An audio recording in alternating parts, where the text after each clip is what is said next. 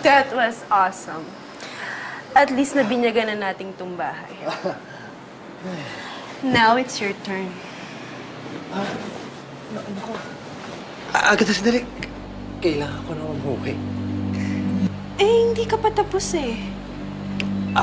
Okay na ako.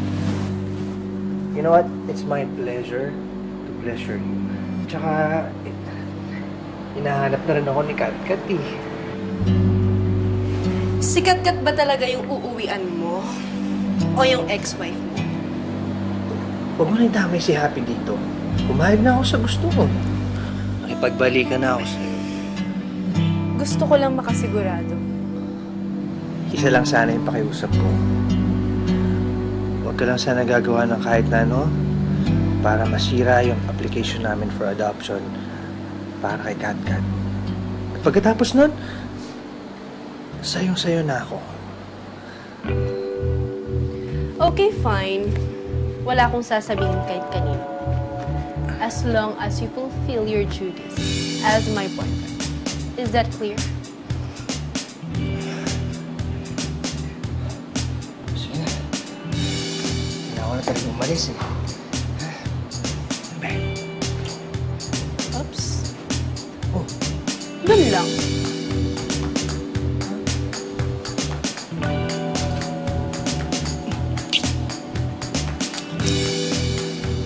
Ganun ang goodbye kiss. Okay. Sige. Ano na ako ah? Sige, bye.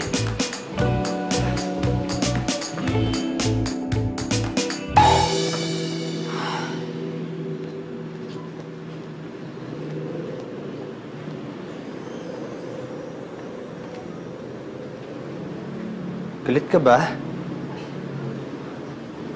Hindi. Ang saya-saya ko. Sobrang natutuwa ako na nakikipaglandian kasi iba sa harapan pa ni Kat-Kat. Tinutulungan ko lang naman yung tao.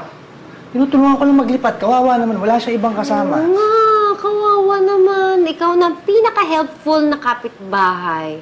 Sa tingin mo, hindi ko alam na nagmimilagro kayo doon. Juan, okay lang naman sa akin eh. Kung ano man yun eh. Pero sana, wag naman sa harapan ni Kat-Kat. Diba? Ate, sandali. Kung alam mo lang kung bakit ko ginagawa to. Pwede ba huwag mo akong hawakan kasi kung saan-saan mo nang nilagay yung kamay mong yan? Anong dahilan? Sabihin mo nga sa akin. Wala. Ano? Wala naman eh. Ang sabihin mo, atat na atat sa yung kabit mo. Ano ang iniisip niya na hadlang ako? Ano ang iniisip niya na aagawin kita sa kanya? Sorry, Juan ah. Pero alam ko sa yung pakiramdam na inagawan. Kaya hindi ko yung gagawin sa iba. Kaya ko lang to ginagawa FYI dahil kay Kat-Kat. Pag nakuha ko na si Kat-Kat, wala na akong pakialam. Bahala na kayong dalawa. Kung gusto yung maghapon, bahala na kayo. Sabi nga ni Newton, for every action, there is an equal opposite reaction. Ikaw kasi, Juan, kinampihan mo si Agatha. Yan tuloy, tinulak ka palayo ni Happy. Kilala ko si Happy. Maiintindihan niya ang sitwasyon mo. Di paliwanag mo sa kanya na binabantaan ka ni Agatha. Na napipilitan ka lang sundin ang utos itong bagong chicks mo. Wala naman talaga, Papi. Walang magagawa si Happy. Tsaka lalo lang sila mag-aaway ni Agatha. Ay, naku, Apo. Alam mo yung problema, para yung pagtatalik, mas masarap pag may kasama ka. Di ba? Kaya, anong malay mo? Baka matulungan ka pa ni Happy. Hindi na ho. Malinaw na sa akin na ayaw na talaga ni Happy sa akin. Sa bibig niya mismo nang galing eh. Eh, kasi nga naglilihim ka sa kanya eh. Ika nga honesty is the foundation of all relationship.